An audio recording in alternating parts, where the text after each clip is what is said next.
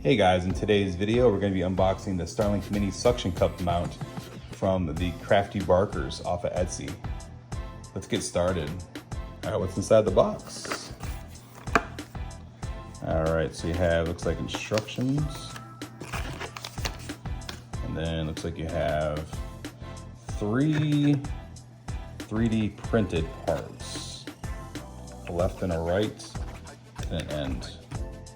And they look very sturdy, very solid.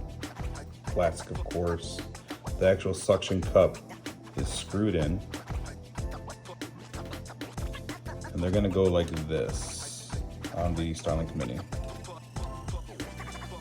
And we're gonna actually mount that to our the glass of the Cybertruck itself.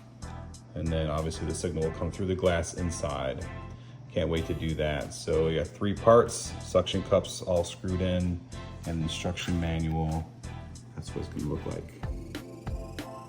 Definitely excited to get this mounted and get the Starlink connected. We got about 2 more days before we get the Starlink Mini, but I want to do an unboxing video of this. It's off of Etsy. It's the Crafty Barkers, the Starlink Mini suction mount. It goes for about $40 plus tax.